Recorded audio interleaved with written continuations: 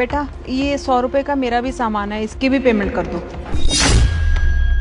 Excuse me, मैं आपको जानती तक नहीं हूँ, मैं आपके सामान की पेमेंट क्यों करूंगी? बेटा मैं ना तुम्हारे पैसे तुम्हें वापस कर दूंगी, पर अभी के लिए तुम कर दो, मैं अपना वॉलेट लाना भूल गई। ओह हेलो आंटी, आजकल ना ये मॉडर्न तरह के स्कैम्स ना बहुत चले हुए हैं।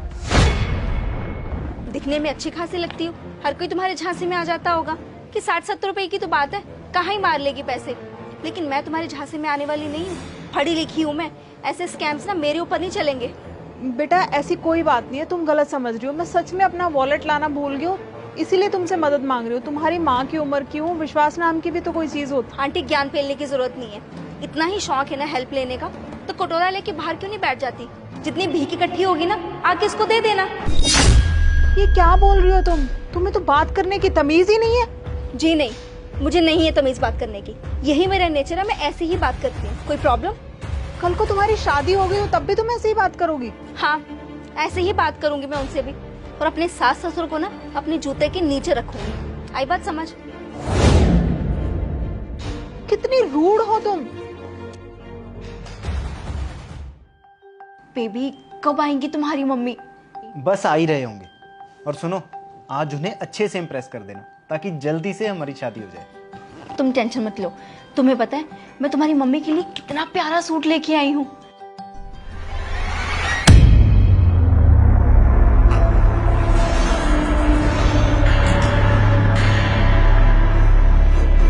ये बुढ़िया, क्या बोला तुमने? I mean, ये तुम्हारी मम्मी है? हाँ ये मेरी मम्मी है। और तुम इन्हें पहले से कैसे जानती हो? अरे बेटा ये क्या बताएगी तुम्हें, मैं बताती हूँ। मैं इसको पहले मिल भी चुकी हूँ और बहुत अच्छी तरह से परख भी चुकी हूँ। आप कब मिले इससे? तुम्हें याद होगा, तुमने मुझे इसकी फोटो दिखाई थी और इसके बारे में बताया था। तब से मेरे मन में था कि आजकल की लड़कियां जो है ना, वो ऊपर से कुछ और होती हैं और हकीकत में कुछ और। मुझे एक ऐसी मॉडर्न बहू चाहिए थी जो आजकल के ज़माने के हिसाब से रहे, लेकिन जिसे बड़ों की इज्जत करनी भी आती हो। इसीलिए मैंने इसका एक छोटा सा इम्तिहान लिया था, जिसमें ये बुरी तरह से फेल हो गई है। तुम्हें उस दिन पता था ना कि मैं कोई भिखारन नहीं हूँ, फिर भी तुमने मेरी मदद नहीं की, और ऊपर से मुझे ये बोला कि तुम अपने सास ससुर को अपने जूतों के नीचे रखोगी, उनको भी ऐसे ही बेइज्जत करोगी। मैंने उसी दिन फैसला कर लिया था कि तुम तो मेरे घर की बहू कभी नहीं बन सकती, तुम इससे शादी बिल्कुल भी नहीं करोगी। Aunty ji, I am really very sorry, मुझे नहीं पता था कि आप इनके मम्मी हो। मैं आपके साथ ऐसा गंदा बिहेवियर कभी भी नहीं करती। ये क्या बात हुई? अगर मैं इसकी मम्मी हूँ तुम तभी मेरी इज्जत करोगी? अरे बड़ों की इज्जत तो हमें वैसे भी करनी चाहिए, जो कि तुम्हें बिल्कुल नहीं आती है। बेटा मैं मानती हूँ कि तुम इससे बहुत प्यार करते हो, लेकिन ये जो प्यार होता है ना, ये बहुत थोड़े से टाइम का होता है, और थोड़े टाइम के प्यार के लिए ना तुम अपनी पूरी जिंदगी बर्बाद नहीं कर सकते, और ना ही मैं तुम्हें करने दूंगी। तुम इससे बिल्कुल भी शादी नहीं करोगे।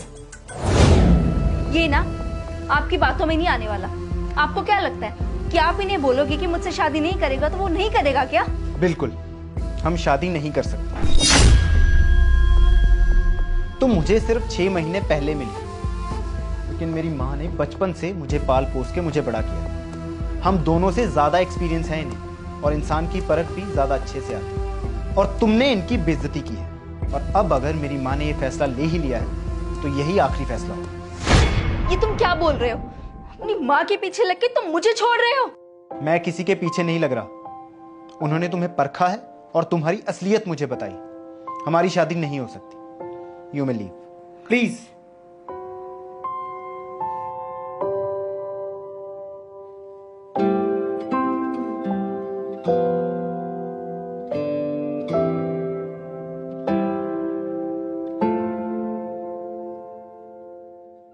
दोस्तों, मॉडर्न होने का मतलब ये नहीं है कि हम अपने संस्कार और संस्कृति को भूल जाएं।